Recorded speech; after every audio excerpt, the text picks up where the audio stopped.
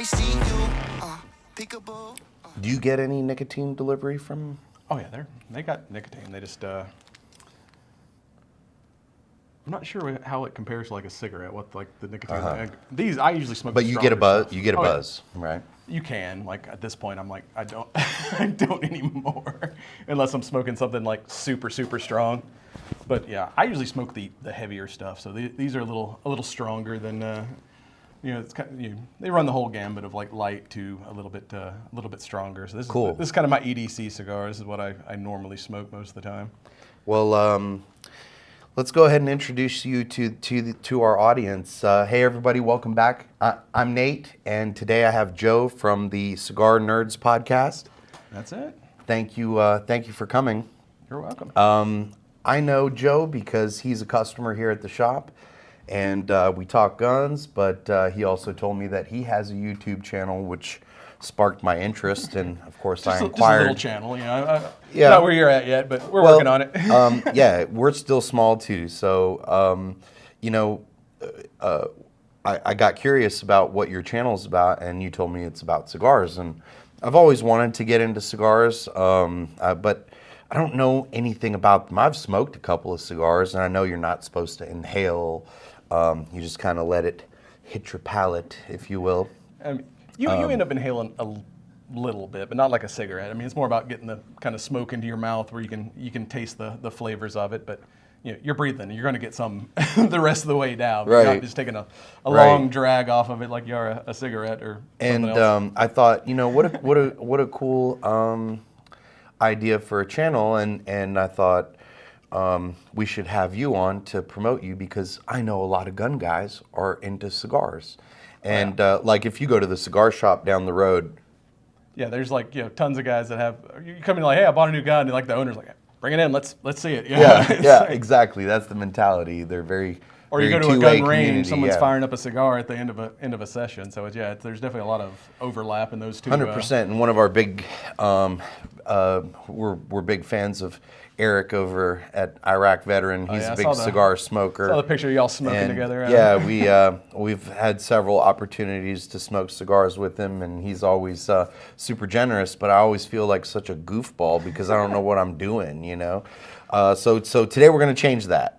Today we're gonna change that. We're gonna smoke a cigar. You're gonna teach me how to do it. All right. But before we get into that, I want to talk a little bit more about your channel. I want to let the viewers know, what it is that you do on your channel, because some of them might be genuinely interested about some of the Cigar Nerd Podcast, so they obviously know what they're talking about a little bit. Yep. So people are going to want to be looking to you for some of your knowledge or what kind of videos you'll be posting. So tell us a little bit about that. Yeah, we kind of do cigar and nerd content because I know a lot about cigars, but I can't talk about a cigar for an hour. Like I'll bore myself at that point.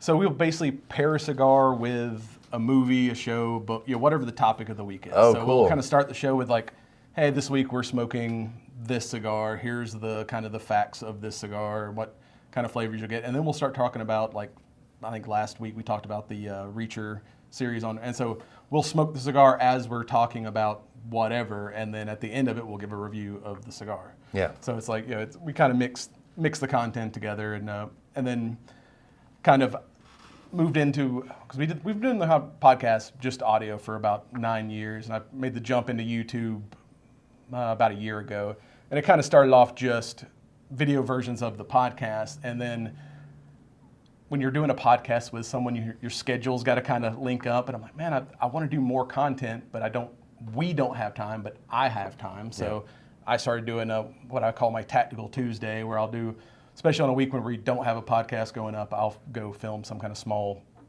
gun tube thing because I'm like, lets me kind of flex that creative muscle when I don't have to schedule with anyone else. It's like I can just go do this Plus myself. you get a little range therapy. Oh, yeah. I'm like, I'm going to the range anyway. I might as well film it. Yeah. Just get some content out of it. That's fun. Do you get to shoot at home on your property, or do you have to go somewhere to shoot? I can shoot at home, but it's like I usually end up going over to a gun club because it's just Nice. easier. I don't have to worry about the neighbors showing up in the middle of a video or something. Sure, yeah. Yeah, that's cool. So, your channel, is it more of a passion, a pastime, or is it something you'd like to see kind of grow and become something?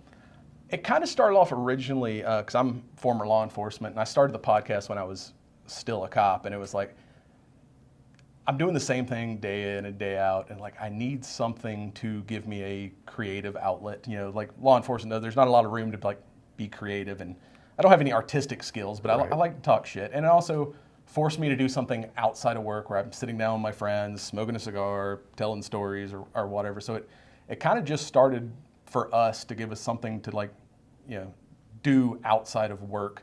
But now it's kind of turned, I'm wanting to see it grow more. Like I don't have to get YouTube famous. I just like to get famous enough to get invited to cool YouTuber shit like days and go to a SHOT Show or whatever. Yeah. So it's like, so now that I've kind of made that jump from audio only into video, I'm like taking it a little more seriously and trying to slowly grow the brand. We'll be happy to send you a link to join us to Range Day this year. Nice. If we get our invite. I'm sure we will, unless Ryan does something to mess it up. I'm just kidding. Anyway, so that's cool, but you just mentioned that you were in law enforcement, and I think you mentioned that to me before, but then it sparked a bunch of questions in my mind. So you were in law enforcement. Yeah, I've been out about 5 years now, I think. Okay. 5-6 years. And where did you serve? Like here in, I was worked for City of Cumming. City of Cumming. Huh. Okay, cool. So what made you leave the force? I just, at the time, I was it was like a medical retirement. I was getting, and it's kind of that same time where like politics started getting involved. I'm like, I just don't want to deal with. You slipped Everyone out. gets to a point where it's like this. Yeah, is not, you slipped out early. I know fun anymore. A lot of officers who have left just because of that. The political culture and just people hating on cops. And now I'm in a corporate job, which ends up having the same thing. I don't have a lot of creative outlets, so right. the YouTube and the podcast has stayed because I'm like sitting at a desk doing. When you were an officer, did you enjoy it? Yeah, it was fun when it started, but yeah, after 10, 15 years, it's like this is just when it's no longer fun, it's time to time to move on. Yeah. I could see that. I could definitely see that, especially from hearing some of the stories, and just guys chattering here in the shop, and we get a lot of former law enforcement and obviously military folks, and you hear stuff, right? But I was just curious. I always like to hear the. Yeah, every once in a while, like now that I'm in better health, and I'm like, maybe I'll go back, and then I turn on the news. I'm like, nah, not yet. Thanks. No. Yeah. All right, so let's get to the meat and potatoes of this podcast because I'm excited about this. I want to learn how to smoke a cigar the right way. So Joe's going to teach me how to smoke a cigar properly. So we've got the Punch Diablo. It's a Ecuadorian Sumatra wrapper over a Connecticut broadleaf binder with the Nicaraguan and Honduran fillers. Oh wow. And a bunch of Ligero, which Ligero is the leaf that kind of makes things strong. Okay. It's kind of, I kind of don't go light. And the first thing you got to do is how to properly cut. Yep. Which, if you'll look, there's kind of the flat edge, and then there's the curved foot or cap. You don't want to cut beyond the curve, because if you cut past that, it's just going to unravel on you. So the cap kind of holds the cigar together, so you don't want to kind of go past that curve. You want to take just enough off to get some airflow. Okay. Let's see if I fuck this up.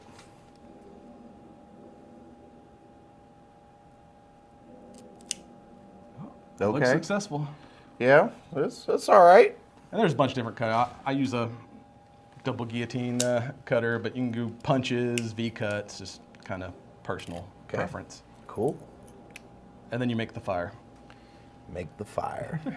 So yeah, normally just give it a toasting, as they call it, and then just to get it kind of heated up so you get a good even light. Like a joint. Yeah, pretty much. Like a joint. And then you just you don't want to put your flame directly on, because you'll char it and then you'll just get a burnt flavor. So you almost just close enough to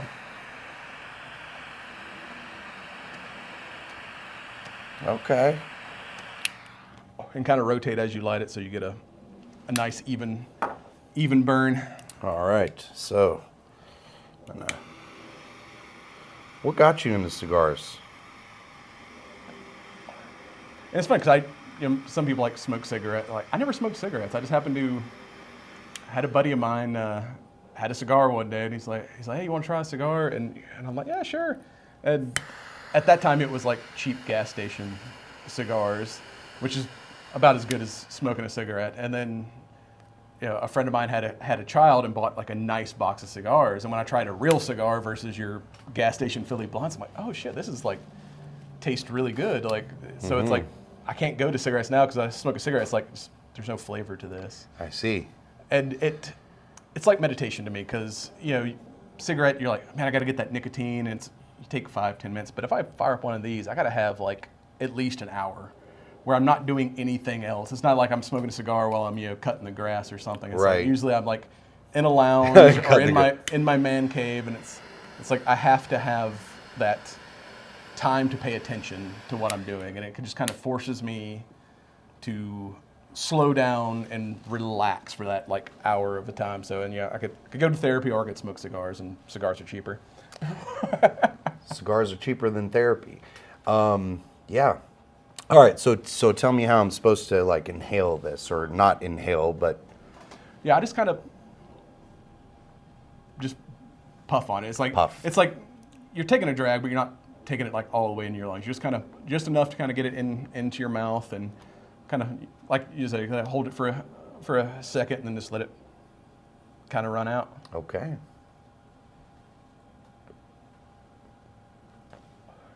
And when you get done, and it's not like a cigarette where you'll just ash constantly. You kind of want like a good like maybe inch of ash because it kind of cools the smoke down and keeps it from like. Oh, I see. Okay. Because if you keep the ash like off and you're just like at a hot cherry the whole time, it actually like will kind of taint the flavor a little bit because the Getting cigar too burns. hot. Yeah, it burns too hot. So you want like a little bit of the ash on there. So like, what's the best cigar you've ever smoked? And why was it the best cigar you smoked? Probably because like this is kind of my go-to everyday cigars. If I'm going to buy a expensive special occasion cigar, I like the Fuente Anejo.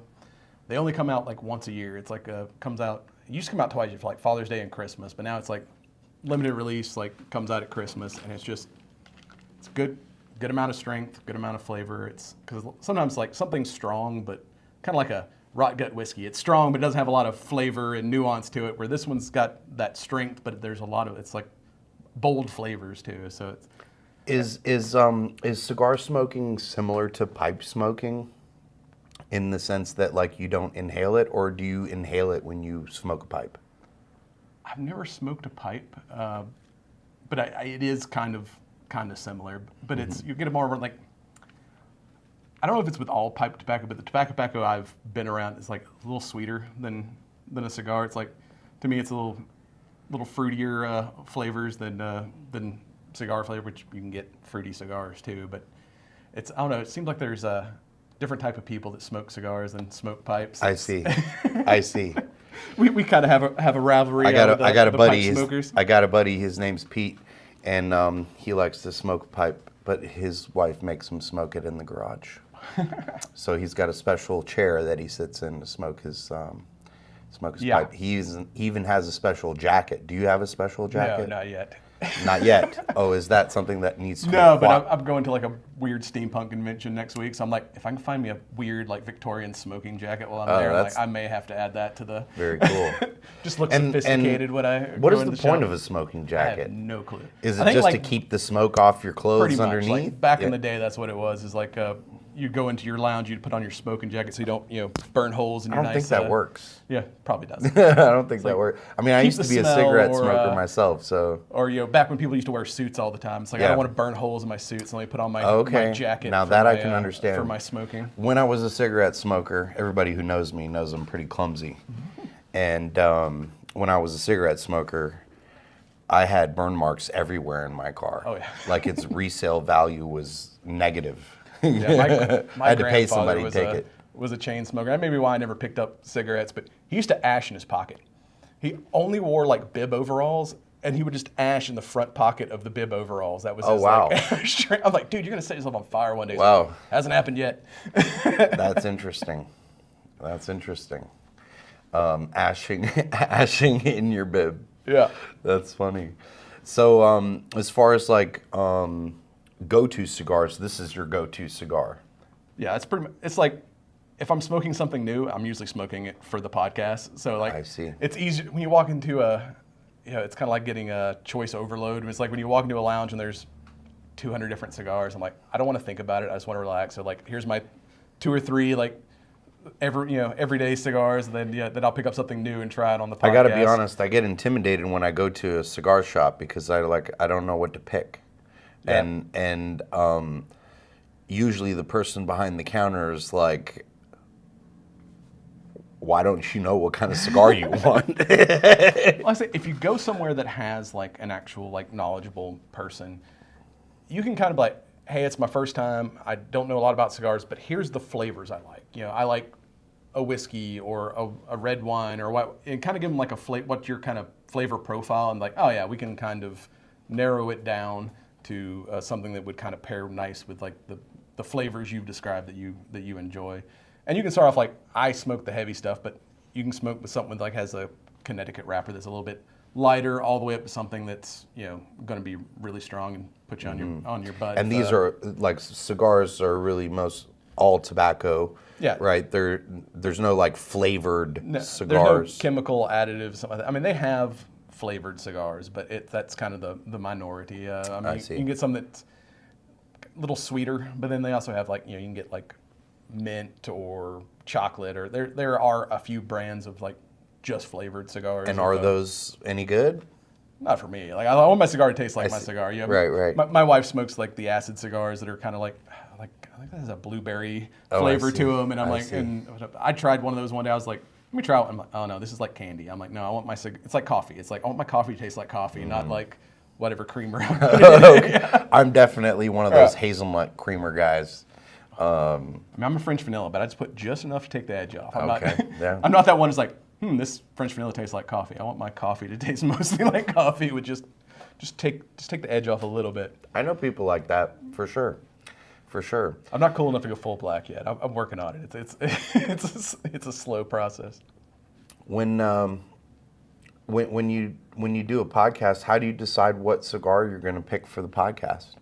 Usually I look for something new because they're always coming out with new stuff. Or if it's there's so many cigars, even if it's not new, there's always something that we haven't smoked yet. And if it has a cool name that kind of goes along with whatever topic, where I'm like, all right, it's an easy pick, because then we can kind of make the joke that we paired this with whatever movie. But most of the time it's like go in there that week and like, all right, what came out new this week that I haven't tried yet. I like going in blind. Like, I don't like reviewing stuff that I'm smoking all the time. So that way we get a kind of an honest reaction. opinion if it's the first time we're smoking that particular cigar. I think people prefer that anyway.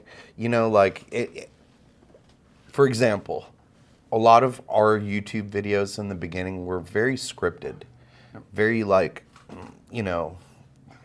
and that's not us. That's not who we really are. We're a bunch of goofballs here, and we like to have fun, and we're off the cuff.